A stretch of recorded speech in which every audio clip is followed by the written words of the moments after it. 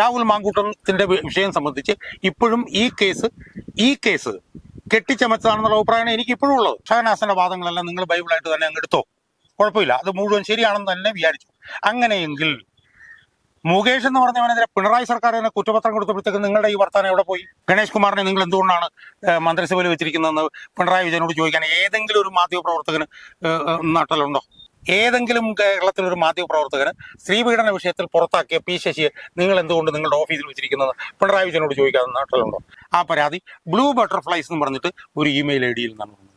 ആ പരാതിക്ക് ഊരുമില്ല പേരുമില്ല. ഒരു ജില്ലാ കോടതി ജാമ്യം നിഷേധിച്ചു എന്നുള്ളതുകൊണ്ട് സത്യം പരമമായിട്ട് അങ്ങ് തെളിഞ്ഞു എന്നൊന്നും ആരും ധരിക്കരുത്. പിണറായി വിജയന്റെ ചവിട്ടടി കിടക്കുന്ന ഒരു ചെരുപ്പാണ് ഇന്നത്തെ പോലീസുകാർ. നമസ്കാരം. രാഹുൽ മാങ്കൂട്ടത്തിന് ജാമ്യമില്ല. കഴിഞ്ഞ ദിവസം മുതൽ ജാമ്യം കിട്ടുമോ ഇല്ലയോ എന്നുള്ള ആകാംക്ഷയിലായിരുന്നു ജനങ്ങളൊക്കെ. അല്ലെങ്കിൽ ഒരു ലൈംഗികാരോപണ പരാതി എന്നതിനേക്കാൾ ഗർഭചിത്രത്തിന് നിർബന്ധിച്ചു എന്നതടക്കമുള്ള കാര്യങ്ങൾ ആയിരുന്നു പുറത്തു വന്നത്.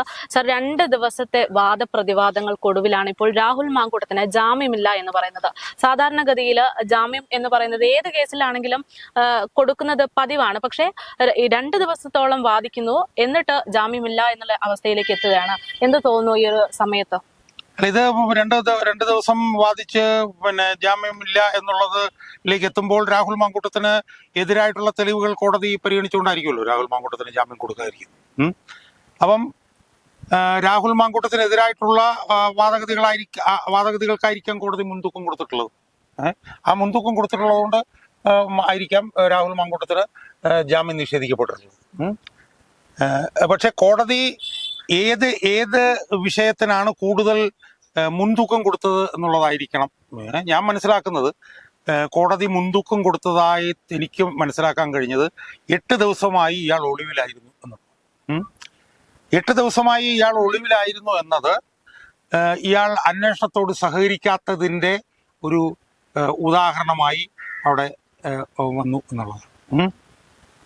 എന്തായാലും രാഹുൽ മാങ്കൂട്ടത്തിന് ജാമ്യം കോടതി നിഷേധിച്ചു. ജാമ്യം രാഹുൽ മാങ്കൂട്ടത്തിന് നിഷേധിച്ച സാഹചര്യത്തിൽ ഏറ്റവും കൂടുതൽ ചർച്ച ചെയ്യപ്പെടുന്ന ഒരു വിഷയം എന്ന് പറഞ്ഞാൽ എന്താ വിഷയം? രാഹുൽ മാങ്കൂട്ടത്തിന് ജാമ്യം നിഷേധിച്ച് മിനിറ്റുകൾക്കുള്ളിൽ രാഹുൽ മാങ്കൂട്ടത്തിനെ കോൺഗ്രസ് പാർട്ടി പുറത്താക്കി. അതാണ് ഇപ്പൊ ചർച്ച ചെയ്യുന്ന ഏറ്റവും പ്രധാനപ്പെട്ട ഒരു വിഷയം.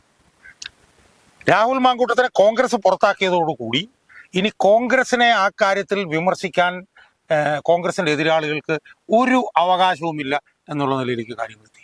പക്ഷെ ഇത് നേരത്തെ എടുക്കാമായിരുന്നില്ല ഈ ഒരു അതൊക്കെ ഇത് ഒരു പാർട്ടി കുറച്ച് ചെറുപ്പക്കാരും പ്രവർത്തകന്മാരും വന്നിട്ട് നിങ്ങൾക്ക് നേരത്തെ എടുക്കാമായിരുന്നില്ലേ എന്നൊക്കെ ചോദിക്കാന്ന് പറഞ്ഞാലുണ്ടല്ലോ, അതൊക്കെ മാധ്യമപ്രവർത്തകർക്ക് അങ്ങനെ ചോദിക്കാം. അങ്ങനെയാണെങ്കിൽ ഈ മാധ്യമ സ്ഥാപനങ്ങളിൽ നടന്നിട്ടുള്ള പീഡനങ്ങളുണ്ടല്ലോ, അതിൽ മാധ്യമ സ്ഥാപനങ്ങൾ എന്ത് നിലപാടെടുത്തു? എല്ലാ മാധ്യമത്തിലെയും പ്രധാനപ്പെട്ട മാധ്യമപ്രവർത്തകർക്കെതിരെ അവിടുന്ന് തന്നെ സ്ത്രീപീഡനങ്ങൾ വന്നിട്ടുണ്ട്. അവസാനം പാവപ്പെട്ട പെൺകുട്ടി ഒരു സ്വാധീന ശക്തി ഇല്ലാത്തവളായതുകൊണ്ട് ഇവര് വലിയ വക്കീലന്മാരെയൊക്കെ വെച്ച് ഹൈക്കോടതി ചെന്നപ്പോഴത്തേക്ക് FIR റദ്ദാക്കി. അപ്പൊ മാധ്യമങ്ങളുടെ ഒരു ധാരണ എന്താണെന്ന് വെച്ചാൽ ദൃശ്യമാധ്യമങ്ങളുടെ, സാമൂഹ്യ മാധ്യമങ്ങളുടെ, ദൃശ്യമാധ്യമങ്ങളുടെ ഒരു ധാരണ എന്താണെന്ന് വെച്ച് കഴിഞ്ഞാൽ എല്ലാം അവരുടെ കയ്യിലാണെന്ന്. ഒന്നുമല്ല. അവരുടെ ഇടയിലുള്ള വൃത്തികേടുകളെല്ലാം മറച്ചു വെച്ചിട്ട് അവർ ബാക്കിയുള്ളവരെ മന്ത് താത്തി വെച്ചിട്ട് കുറ്റപ്പെടുത്തുന്ന പോലെ ചെയ്യുകയാണ് ചെയ്യുന്നത്. ഇപ്പൊ ഒരു മാധ്യമ സ്ഥാപനം അങ്ങനെ ഒരു നടപടി എടുത്തില്ല എന്നതുകൊണ്ട് ഇത് ഈ രാഹുൽ മാങ്കൂട്ടം ചെയ്തത് തെറ്റാവാതിരിക്കുന്നില്ല. രാഹുൽ മാങ്കൂട്ടം ചെയ്തത് തെറ്റാണോ ശരിയാണോ എന്നുള്ളത് സംബന്ധിച്ച് ഞാൻ ചർച്ച ചെയ്തിട്ടില്ല. ഞാൻ പറഞ്ഞിട്ടുള്ളത് രാഹുൽ മാങ്കൂട്ടത്തിനെതിരായി വിധി വന്നിട്ടുണ്ടെങ്കിൽ രാഹുൽ മാങ്കൂട്ടം ചെയ്ത തെറ്റ് കൂടുതൽ മുൻതൂക്കം കൊടുത്തുകൊണ്ടാണ് ആ കോടതി വിധി എഴുതിയത് എന്നാണ് ഞാൻ പറഞ്ഞിട്ടുള്ളത്. രാഹുൽ മാങ്കൂട്ടത്തിന്റെ വിഷയം സംബന്ധിച്ച് ഇപ്പോഴും ഈ കേസ് കെട്ടിച്ചമച്ചതാണെന്നുള്ള അഭിപ്രായമാണ് എനിക്ക് ഇപ്പോഴും ഉള്ളത്. അതിന്റെ കാരണം എന്താണെന്ന് ചോദിച്ചാൽ രാഹുൽ മാങ്കൂട്ടത്തിനെതിരെ സ്ത്രീ വിഷയത്തിൽ പരാതി വരുന്നതിന് മാസങ്ങൾ മുമ്പ് തന്നെ രാഹുൽ മാങ്കൂട്ടം ഒരു അഹങ്കാരിയും താൻ പ്രമാണിയാണെന്ന് പറഞ്ഞ് വീഡിയോ ചെയ്ത ആളാണ് ഞാൻ. രാഹുൽ മാങ്കൂട്ടത്തിനെതിരെ ഉയർന്നു വന്നിട്ടുള്ള പല സ്ത്രീപീഡന ആരോപണങ്ങളിലും ശരിയുണ്ടെന്ന് വിശ്വസിക്കുന്ന ആളാണ് ഞാൻ ഇപ്പോഴും. പക്ഷേ ഇപ്പോഴും ഞാൻ പറയുന്നു രാഹുൽ മാങ്കൂട്ടത്തിന്റെ ഈ കേസ് കെട്ടിച്ചമച്ചതാണെന്നാണ് ഞാൻ വിശ്വസിക്കുന്നത്. അവിടെ നിൽക്കട്ടെ. നമ്മൾ ചർച്ച ചെയ്തത് എന്തിനെ കുറിച്ചിട്ടാണ്? നമ്മൾ ചർച്ച ചെയ്തത് കോൺഗ്രസിന്റെ നിലപാടിനെ കുറിച്ചിട്ടാണ്. കോൺഗ്രസ് നിലപാടിലേക്ക് വരുമ്പോ, അതായത് ഇപ്പോ ഇത് പെട്ടെന്ന് ഉണ്ടായ അല്ലെങ്കിൽ കെട്ടിച്ചമച്ച തദ്ദേശ തെരഞ്ഞെടുപ്പുമായി ബന്ധപ്പെട്ടുള്ള ഒരു പ്രശ്നമാണ് എന്നതാണ് പൊതുവെ പറഞ്ഞു വന്നിരുന്നത്. തുടക്കം മുതൽ ഇങ്ങനെ ഒരു ആരോപണം വന്നപ്പോൾ അത് തീർത്തും ആ പെൺകുട്ടിയിൽ ആരൊക്കെയോ സമ്മർദ്ദം ചെലുത്തിയത് കൊണ്ടുള്ള ഒരു കള്ളക്കേസാണ് എന്ന് പറയുന്നു. പക്ഷെ അതിനുശേഷം രാഹുൽ മാങ്കൂട്ടത്തിനെതിരെ വന്നിട്ടുള്ള പരാതികൾ അല്ലെങ്കിൽ ആരോപണം ഒരാളിൽ ഒതുങ്ങുന്നതല്ല. ഒരുപാട് സ്ത്രീകൾ ഇതിനു വേണ്ടി വന്നു. ഏറ്റവും അവസാനം കഴിഞ്ഞ ദിവസം വന്നത് പാർട്ടിക്കുള്ളിലുള്ള തന്നെ ഒരാളാണ്. യൂത്ത് കോൺഗ്രസ് നേതാവായിട്ടുള്ള ഒരു ഷഹനാസ് എന്ന് പറയുന്ന സ്ത്രീ രംഗത്ത് വന്നിട്ട് പറയുകയാണ്, എന്നോട് അവർ മോശമായി പെരുമാറിയിട്ടുണ്ട്, അതിനേക്കാൾ ഉപരി മറ്റു പല പെൺകുട്ടികളും എന്റെ അടുത്ത് വന്ന് പറഞ്ഞിട്ടുണ്ട് രാഹുൽ മാങ്കൂട്ടത്തിൽ ഇത്തരത്തിൽ മോശമായി പെരുമാറിയിട്ടുണ്ട് എന്നത്. ഇത് ഷാഫി പറമ്പിലിനോട് വ്യക്തമായി പറഞ്ഞു കഴിഞ്ഞതാണ്. രാഹുൽ മാങ്കൂട്ടത്തിന് അദ്ദേഹത്തിൻ്റെതായിട്ടുള്ള ഒരു സ്ഥാനം കൊടുക്കുമ്പോൾ ഇങ്ങനെയുള്ള ഒരു വ്യക്തിയാണ് എന്ന് കൂടെ പാർട്ടി മനസ്സിലാക്കണം. ഇത് ഇന്നല്ലെങ്കിൽ നാളെ പാർട്ടിക്ക് ഒരു പ്രശ്നമാകും എന്നുള്ളത്. അങ്ങനെ ഒരു മുന്നറിയിപ്പ് കിട്ടുമ്പോൾ പാർട്ടി അവിടെ ഒരു സൂചനയെങ്കിലും അല്ലെങ്കിൽ രാഹുൽ മാങ്കൂട്ടത്തിനോട് ഇത്തരത്തിൽ ആണ് ജീവിക്കുന്നതെങ്കിൽ അത് പാർട്ടിക്കും നാണക്കേടാകുമെന്നുള്ള ഒരു സൂചന കൊടുത്തിരുന്നെങ്കിൽ ഇന്ന് ഈ കാണുന്ന രീതിയിലേക്ക് കാര്യങ്ങൾ ഉണ്ടാവില്ലായിരുന്നു. ഇപ്പോൾ ഷഹനാസിന്റെ വാദങ്ങളെല്ലാം നിങ്ങൾക്കൊരു ബൈബിളാണ്. ശരി, ഷഹനാസിന്റെ വാദങ്ങളെല്ലാം നിങ്ങൾ ബൈബിളായിട്ട് തന്നെ അങ്ങ് എടുത്തോ, കുഴപ്പമില്ല, അത് മുഴുവൻ ശരിയാണെന്ന് തന്നെ വിചാരിച്ചു. അങ്ങനെയെങ്കിൽ മുകേഷ് എന്ന് പറഞ്ഞവനെതിരെ പിണറായി സർക്കാർ തന്നെ കുറ്റപത്രം കൊടുത്തപ്പോഴത്തേക്ക് നിങ്ങളുടെ ഈ വർത്താനം എവിടെ പോയി? നിങ്ങളുടെ ഈ വേദോപദേശം എവിടെ പോയി? നിങ്ങൾ ഈ ഷഹനാസിനെ നിങ്ങൾ വലിയ രീതിയിൽ ഉയർത്തി കാണിക്കുന്നു. നിങ്ങൾ കാണിച്ചോ? അത് ശരിയോ തെറ്റോ എന്നുള്ള കാര്യമൊക്കെ വേറെ, അത് ജനങ്ങൾ തീരുമാനിച്ചോളും. പക്ഷെ പെണ്ണുങ്ങളോട് ഏറ്റവും പെർവേർട്ടിക്കായിട്ട് പെരുമാറുന്ന മുകേഷിനെതിരെ 5-6 പെണ്ണുങ്ങളുടെ ആരോപണം വന്നു. അതിനെക്കുറിച്ച് പിണറായി സർക്കാർ തന്നെ അന്വേഷിച്ച് പിണറായി സർക്കാർ തന്നെ മുകേഷിനെതിരെ കുറ്റപത്രം കൊടുത്തപ്പോൾ നിങ്ങളുടെ ഈ ധാർമ്മിക രോഷം എവിടെയായിരുന്നു? നിങ്ങൾ ഈ ധാർമ്മിക രോഷം എവിടെ ഒളിച്ചു വെച്ചിരിക്കുകയായിരുന്നു? പിണറായി സർക്കാരിന്റെ തന്നെ പോലീസാണ് കുറ്റപത്രം സമർപ്പിച്ചത്. ആ പിണറായി സർക്കാരിന്റെ പോലീസ് കുറ്റപത്രം സമർപ്പിച്ചപ്പോൾ പിണറായി സർക്കാർ അയാളെ പാർലമെന്ററി പാർട്ടിയിൽ നിന്ന് ഒഴിവാക്കിയോ? അയാളെ സസ്പെൻഡ് ചെയ്ത് നിർത്തിയോ? എനിക്കറിയത്തില്ല. ഇനിയിപ്പോൾ നിങ്ങൾ ചിലപ്പം നിങ്ങളുടെ ധാർമ്മിക രോഷം കൊണ്ട് നിങ്ങൾ ചിലപ്പോൾ അത് കണ്ടു കാണും. ഞാൻ നോക്കുമ്പോഴത്തെ അങ്ങനെ ചെയ്തിട്ടില്ല. പിന്നെ നിങ്ങളൊരു ചെറുപ്പക്കാരി മാധ്യമപ്രവർത്തകയാണല്ലോ. നിങ്ങൾക്ക് പി ശശി എന്ന് പറഞ്ഞ ആളെ കുറിച്ച് അറിയാവോ? ആരാ പി ശശി? മുഖ്യമന്ത്രിയുടെ പ്രൈവറ്റ് സെക്രട്ടറി അല്ല, മുഖ്യമന്ത്രിയുടെ പൊളിറ്റിക്കൽ സെക്രട്ടറി. മുഖ്യമന്ത്രിയുടെ പൊളിറ്റിക്കൽ സെക്രട്ടറി ഈ CPM 2010 പുറത്താക്കിയിട്ടുള്ളതാണ്. നിങ്ങൾക്ക് അറിയാവോ? എന്തിനാണ്? പറ, എന്തിനാ? അന്ന് സ്ത്രീ വിഷയവുമായി ബന്ധപ്പെട്ടിട്ട് അയാളെ പാർട്ടിയിൽ നിന്ന് പുറത്താക്കിയില്ലേ? പുറത്താക്കി അയാളെ എങ്ങനെയാണ് തിരിച്ചെടുത്തത്? അത് പാർട്ടിക്കുള്ളിലുള്ള തീരുമാനത്തിന്റെ ഭാഗമായിട്ട്. അപ്പൊ അങ്ങനെ ഒരു സ്ത്രീ പീഡനം മുഖ്യമന്ത്രിയുടെ ഓഫീസിൽ ഇരിക്കുന്നതിൽ നിങ്ങൾക്ക് പ്രയാസമില്ല. മുകേഷിന്റെ കാര്യത്തിൽ നിങ്ങൾക്ക് പ്രയാസമില്ല. സോളാർ പരാതിക്കാരിയിൽ നിങ്ങളിപ്പോ ഗർഭഛിദ്രത്തിനെ കുറിച്ചിട്ടൊക്കെയാണല്ലോ സംസാരിച്ചിട്ടുണ്ട്. അത് സംസാരിക്കുക, തെറ്റൊന്നുമില്ല. പക്ഷേ സോളാർ പരാതിക്കാരിയിൽ ഒരു കുട്ടി ഉണ്ടായെന്ന് CBI അന്വേഷണ റിപ്പോർട്ടിൽ എഴുതി വെച്ചിട്ടുണ്ടല്ലോ ഗണേഷ് കുമാറിനെ കുറിച്ചിട്ട്. അത് മാധ്യമപ്രവർത്തകർക്ക് അറിയാവോ? ഇല്ല, അറിയില്ലെങ്കിൽ ഞാൻ പറഞ്ഞുതരാം. ഞാൻ ആ റിപ്പോർട്ട് വായിച്ചിട്ടുണ്ട്. ആ റിപ്പോർട്ടിൽ എഴുതി വെച്ചിട്ടുണ്ട്. CBI എന്ന് പറഞ്ഞാൽ മോഡി സർക്കാരിന്റെ CBI അവർ എഴുതി വെച്ചിട്ടുണ്ട് ഗണേഷ് കുമാറിന് സോളാർ പരാതിക്കാരിയിൽ ഒരു കുട്ടിയുണ്ടെന്ന്. എന്താണ് നിങ്ങൾ അവരെ കുറിച്ചിട്ട് ചോദ്യം ചോദിക്കാത്തത്? നിങ്ങൾ ഗണേഷ് കുമാറിനെ എന്തുകൊണ്ട് ഇപ്പോഴും മന്ത്രിയാക്കി വെച്ചിരിക്കുന്നത് എന്താണ്? നിങ്ങളിപ്പോൾ എന്നോട് പറഞ്ഞത് എന്താ? നിങ്ങളിപ്പോൾ എന്നോട് പറഞ്ഞത് എന്തുകൊണ്ട് കോൺഗ്രസ് നേരത്തെ തീരുമാനം എടുത്തില്ലെന്നുള്ളതല്ലേ ചോദിച്ചു. കോൺഗ്രസിനെ ധാർമ്മികത പഠിപ്പിക്കാനാണല്ലോ നിങ്ങൾ കോലും ക്യാമറയൊക്കെ ആയിട്ട് ഇറങ്ങിയിരിക്കുന്നത്. നിങ്ങൾ ഗണേഷ് കുമാറിനെ എന്തുകൊണ്ട് മന്ത്രിസഭയിൽ ഇരുത്തിയിരിക്കുന്നു എന്ന് ഒരു ചോദ്യം ചോദിക്കാൻ മാധ്യമപ്രവർത്തകർക്ക് നട്ടലുണ്ടോ? പിണറായി വിജയന്റെ അടുത്ത് ഉണ്ടോ? ഇല്ല. അല്ല സാർ, ഞാൻ പറയട്ടെ, ഇപ്പോ തദ്ദേശ തെരഞ്ഞെടുപ്പ് സമയത്താണ് ഈ ഒരു വിഷയം പുറത്തു വരുന്നത്. അപ്പോ അന്ന് ഇങ്ങനെ ഒരു വിഷയം ഉണ്ടായ സമയത്ത് ചിലപ്പോൾ ഞാൻ ഒരു മാധ്യമ പ്രവർത്തക ആയിരിക്കണമെന്നില്ല. അപ്പൊ ആ സമയത്ത് എനിക്ക് സംസാരിക്കാൻ പറ്റില്ലെന്ന് കരുതി ഈ വിഷയത്തിൽ സംസാരിക്കാതിരിക്കണം എന്നില്ലല്ലോ. അങ്ങനെയെങ്കിൽ ഏതെങ്കിലും മാധ്യമ പ്രവർത്തകർ ചോദിച്ചിട്ടുണ്ടോ ഗണേഷ് കുമാറിനെ നിങ്ങൾ എന്തുകൊണ്ടാണ് മന്ത്രിസഭയിൽ വെച്ചിരിക്കുന്നതെന്ന് പിണറായി വിജയനോട് ചോദിക്കാൻ ഏതെങ്കിലും ഒരു മാധ്യമ പ്രവർത്തകന് നട്ടലുണ്ടോ? നിങ്ങൾ അന്ന് മാധ്യമ പ്രവർത്തകല്ലായിരുന്നു, നിങ്ങൾ ചെറുപ്പക്കാരിയാണ്. അന്നുണ്ടായിരുന്നുള്ള മാധ്യമ പ്രവർത്തകർ അവർക്ക് അതിനുള്ള ധൈര്യമുണ്ട്.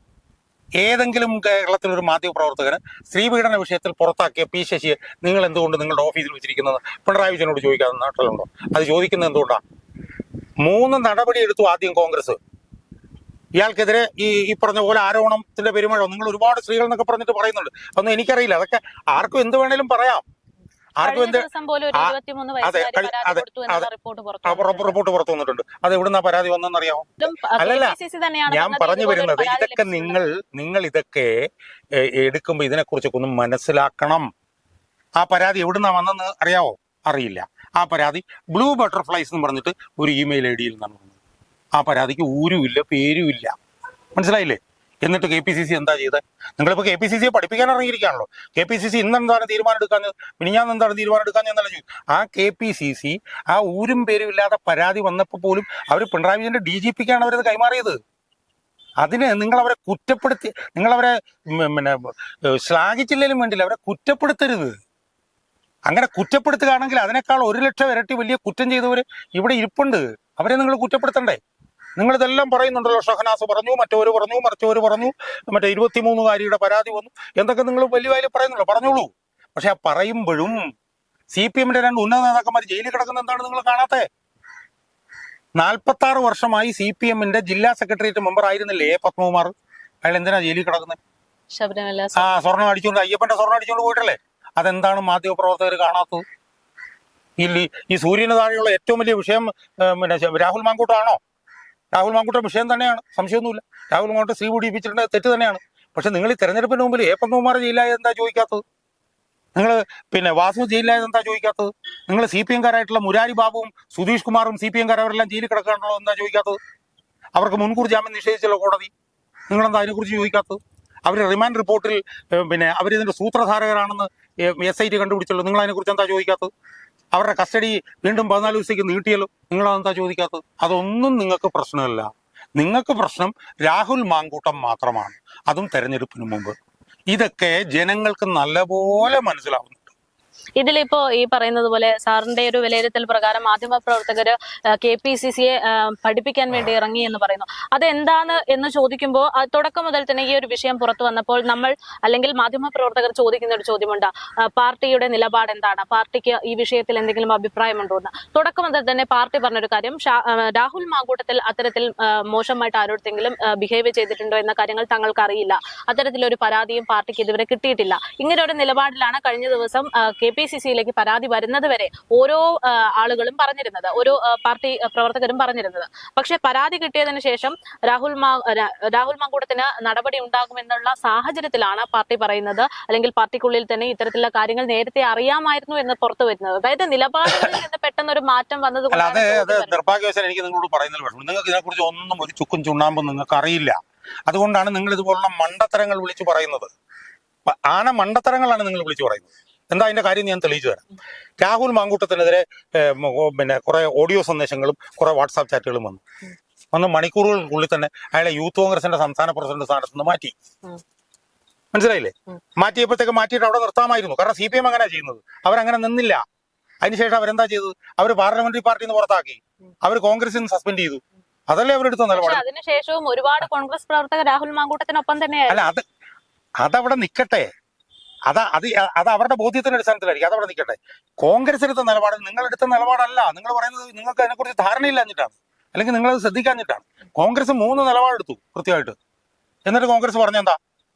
3 നിലപാട് ഞങ്ങൾ എടുത്തു, ഞങ്ങൾ ആ നിലപാടെടുത്തു, ഇനി തെളിവ് വന്നാൽ ഞങ്ങൾ നിലപാടെടുക്കും എന്ന് പറഞ്ഞു.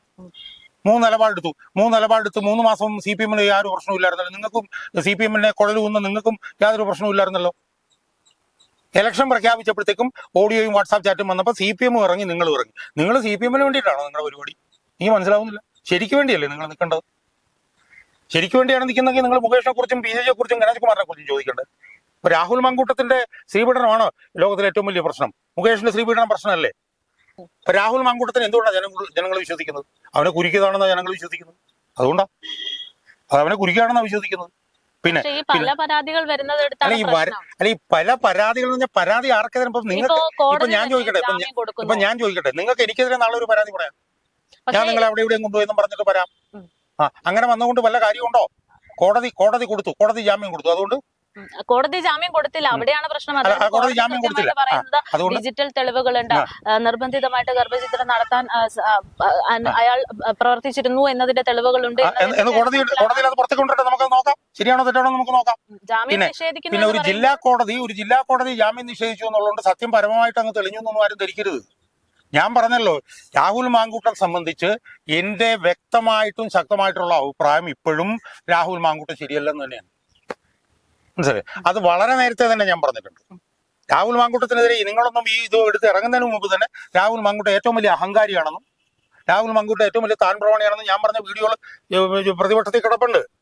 മനസ്സിലായില്ലേ? രാഹുൽ മാങ്കൂട്ടത്തിനെതിരെ ഒരുപാട് പരാതികൾ വന്നിട്ടുണ്ട്. അതിൽ പല പരാതികളും ശരിയാണെന്ന് തന്നെയാണ് ഞാൻ ഇപ്പോഴും വിശ്വസിക്കുന്നത്. ഈ ഷഹനാസ് എന്നും പറഞ്ഞ പിന്നെ നിലപാടുകൾ പൂർണ്ണമായി തെറ്റാണെന്നൊന്നും എനിക്ക് അഭിപ്രായമില്ല. പക്ഷേ ഈ ഷഹനാസൊക്കെ വരുന്നത് എപ്പോഴാ? ഇലക്ഷന് തലേദിവസമാണ് വരുന്നത്. ഇലക്ഷൻ ഒരാഴ്ചയെങ്കിലും മുമ്പ് വന്നുകൂടായിരുന്നോ? അപ്പം നമ്മൾ കാണുന്ന പോലത്തെ പഴയ പോലത്തെ രാഷ്ട്രീയമൊന്നും അല്ല ഇപ്പോഴത്തെ രാഷ്ട്രീയം. മനസ്സിലായി. ഇപ്പൊ എല്ലാ രാഷ്ട്രീയക്കാരും ഏതാണ്ട് ഒരേപോലത്തെ പരിപാടികളാണ് ചെയ്തുകൊണ്ടിരിക്കുന്നത്. ഈ ഷഹനാസ് ഇത്ര നാൾ എവിടെയായിരുന്നു? നിങ്ങൾക്കത് അവർ പറയുന്നത് വേദവാക്യമാണ്, പക്ഷെ എന്നെ സംബന്ധിച്ചിടത്തോളം വേദവാക്യമല്ല. എന്നെ സംബന്ധിച്ചിടത്തോളം അവർ തെരഞ്ഞെടുപ്പിന്റെ തലേദിവസം തന്നെയാണ് വന്നിരിക്കുന്നത്. അപ്പൊ ഇതിനകത്ത് ശരി എവിടെയാണ് തീരുമാനിക്കുന്നത്? ഭൂരിപക്ഷം ആളുകൾ എന്താണ് വിശ്വസിക്കുന്നുള്ളിടത്താണ് കിടക്കുന്നത്. ഭൂരിപക്ഷം ആളുകളും ഈ തലേദിവസം അവർ കെട്ടിപ്പൊക്കിക്കൊണ്ട് വന്നെന്ന് തന്നെയാണ് വിശ്വസിക്കുന്നത്. പിന്നെ കോടതിയെ സംബന്ധിച്ചിടത്തോളം കോടതി എന്താ പറഞ്ഞെന്നുള്ളത് സംബന്ധിച്ച് തെളിവുകൾ പിന്നെ കോടതിയുടെ വിധി വരുമ്പോഴേ നമുക്ക് മനസ്സിലാക്കാൻ പറ്റുള്ളൂ. വ്യത്യസ്ത അഭിപ്രായങ്ങൾ അതിനകത്ത് കിടപ്പുണ്ട്. ഞാൻ മനസ്സിലാക്കിയെടുത്തോളം 8 ദിവസം ഇയാൾ പിന്നെ ഒളിവിലായിരുന്നു. അതാണ് കോടതിയെ നെഗറ്റീവായിട്ട് ബാധിച്ചത്. ഇയാളൊരു MLA എന്നുള്ള നിലയിൽ ഇയാൾ എന്തുകൊണ്ട് അന്വേഷണത്തിന് തയ്യാറായില്ല, അന്വേഷണത്തോട് എന്തുകൊണ്ട് സഹകരിച്ചില്ല, ഇതാണ് ഞാൻ മനസ്സിലാക്കിയിട്ടുള്ളത്. മനസ്സിലായില്ലേ? പിന്നെ ഞാനിത് ഈ നിങ്ങൾ പറഞ്ഞ തെളിവുകൾക്കെതിരായിട്ടുള്ള കാര്യങ്ങളെല്ലാം ഞാനും മനസ്സിലാക്കിയിട്ടുണ്ട്. പക്ഷെ കോടതിയെ സംബന്ധിച്ചിടത്തോളം കോടതി അതായിരിക്കാം എടുത്തിട്ടുള്ളത്. ഇപ്പം രാഹുൽ ഈശ്വറിന് പിന്നെ നിങ്ങൾ പറഞ്ഞ പോലാണെങ്കിൽ കോടതി ജാമ്യം നിഷേധിച്ചു. ശുദ്ധ അസംബന്ധമാണ് വിധിന്യായം, ഒട്ടയാണ് വിധിന്യായം. ശരിക്കും ചവിട്ടൂട്ടെ കളയേണ്ടതാണ് ആ വിധിന്യായം. അപ്പോഴും നിങ്ങൾ പറയുന്ന പോലെ അത് കോടതിയുടെ ഒരു വിധിയാണ്, പക്ഷെ അത് ചവിട്ടൂട്ടെ കളയേണ്ട വിധിന്യായമാണ്. കാരണം രാഹുൽ മാങ്കൂട്ടത്ത് ഈ ഇരയുടെ ഐഡന്റിറ്റി വെളിപ്പെടുത്തുന്ന ഒരു കാര്യങ്ങളും അയാൾ പറഞ്ഞതായിട്ട് ഞാൻ മനസ്സിലാക്കിയിട്ടില്ല. അയാളൊരു ഇത് വെച്ചിട്ടാണ് പറഞ്ഞത്. അയാൾ ആ സ്ത്രീയുടെ നിലപാടിനെതിരായിട്ടാണ് പറഞ്ഞത്. സ്ത്രീയുടെ നിലപാടിനെതിരായിട്ട് പറയാൻ അയാൾക്ക് അധികാരമുണ്ട്, അയാൾക്ക് അവകാശം ഭരണഘടന അനുവദിച്ചിട്ടുണ്ട്. അയാളെ എത്ര ദിവസമായിട്ട് ജയിലിലിട്ടിരിക്കുകയാണ്. ഇത് ചോദിക്കാൻ നിങ്ങൾ ആരുമില്ല. രാഹുൽ ഈശ്വറിന്റെ വിഷയത്തിൽ ഈ പറയുന്നത് പോലെ ഐഡന്റിറ്റി വെളിപ്പെടുത്തിയിട്ടില്ല എങ്കിലും ആ പെൺകുട്ടിയിലേക്ക് എത്തുന്ന തരത്തിലുള്ള സൂചനകൾ രാഹുൽ ഈശ്വർ നൽകി എന്നുള്ളതാണ് കോടതി പോലും വിലയിരുത്തുന്നത്. അതായത് ഇപ്പൊ ഒരാളുടെ പേര് പറഞ്ഞിട്ടില്ല എങ്കിൽ പോലും ആ ആളിലേക്ക് എത്താനുള്ള സൂചനകൾ നൽകുകയാണ്.